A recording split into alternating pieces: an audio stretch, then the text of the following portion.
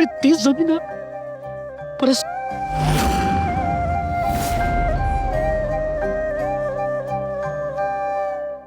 जमीन नाही हो, लक्ष्मी आहे आपल्याकरता.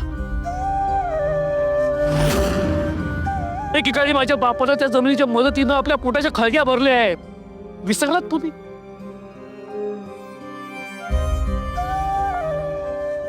आणि माझा मुलगा जमीन विकून टाकायला निघालाय.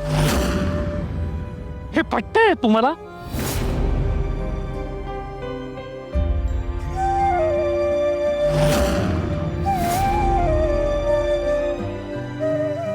आबा, मला मान्य आहे, मी हे सगळं तुम्हाला विचारून करायला हवं होतं.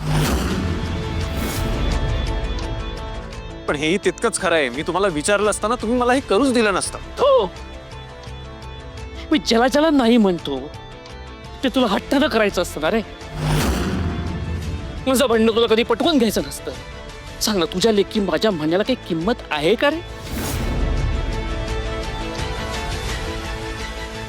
मला याला खरंच सांग, कोण समजतोस तू मला? एकदा सांगून टाक, म्हणजे मी माझा निर्णय घेऊन बाजूला होतो.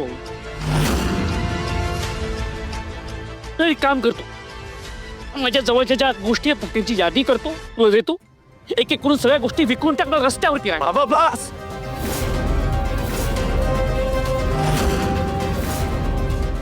तोंडाला येईल ते बोलताय तुम्ही आता. मी असं काहीही करणार नव्हतो, माझ्या मनात असं काही नव्हतं.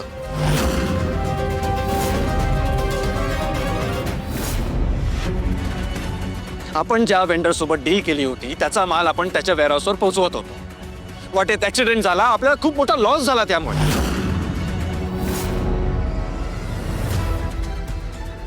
पण तो वेंडर सुद्धा काही केलं ऐकायलाच तयार नव्हता. तो म्हणत होता की सगळा लॉस आपण बेअर करायचा. कसं पॉसिबल आहे आबा ते?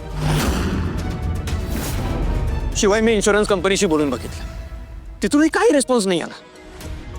आबा, माझ्याकडे शेवटचा एकच पर्याय उरलेला, म्हणून मला ती जमीन विकावी लागली. मान्य आहे मला, तुमच्या खूप आठवणी जोडल्या गेल्या त्या जमिनीसोबत. पण प्रत्येक वेळी आठवणींमध्ये रमून राहणं योग्य नाही आहे. आबा, तो वेंडर थोडं जरी ऍडजस्ट करायला तयार झाला असता ना, मला हे नाही करावं लागलं असतं. पण जेव्हा तो डील कॅन्सल करायचं म्हणाला ना, माझ्याकडे कुठलाच पर्याय उरलेला नव्हता, आणि म्हणून मला ते करावं लागलं.